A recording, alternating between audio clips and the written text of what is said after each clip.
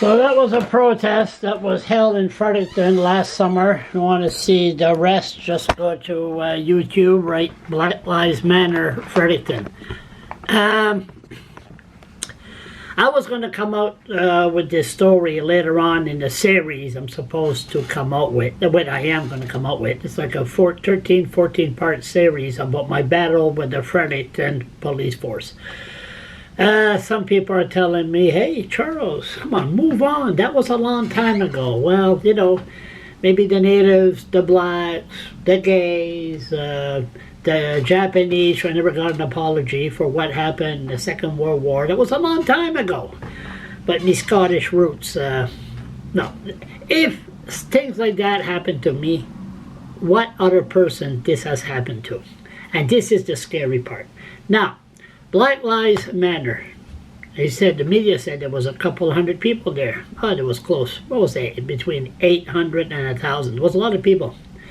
Now, I just seen in the Irving media, there's a guy, let me show you here. Sorry, don't. That guy there. Maybe you've seen him around. Yusuf I call him. Maybe I'm pronouncing it wrong. My arrogance, maybe. Yusuf used to work at the Victory Meat Market, and that's where I met him. He's a vendor and very, very, very nice and smart guy. And what I like about this guy, he turned around and said during that protest, this is not only black lives. This is everybody. Now, if you're white and you're poor, you don't have no rights. I'm sorry. But if you're gay, hey, more power to the gay people. Go to human rights. Say, well, the government forced me to walk from prison. They'll take your cause. But when it comes to the issue of poor and being discriminated against, that's nothing. That's where my series is going to come in effect. And just to explain, you know, a little bit more. Now, this guy, Yusuf, like I said, he said, this don't, not only for black people, this is for everybody. So, see, you got to be politically correct. Black people, African, or Canadian African, or, you know, I mean, you got to be so politically correct these days. Okay, now, what's interesting here, like he said, statistics shows Fredericton police haven't recorded a single hate crime incident in years. Yusuf, president of the New Brunswick African Association, he has been listening ear to several members of the community who come to him in the past year with stories of being assaulted or having their property damaged because of the color of their skin.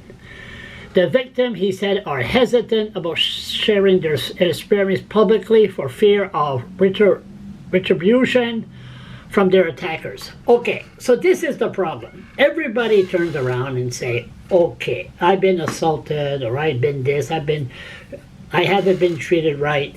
Okay, let's put the camera on. No, I don't want to go publicly. Nobody wants to go publicly. Well, there's one guy, like I was going to say, Fredericton police, racism, I'm not sure. They stop a black guy named Mike Hoyt. Mike Hoyt is a security guy at a security commissioner at the legislature. Been there a long time. That's one of the first guys that I met when I came here. And he was running his bicycle 11 o'clock at night, and they stopped him. A guy cop stopped him. He had no helmet on. He said, yes, sir, may I help you? True Mike fashion, calm, cool. They look at him, they say, oh, it's you.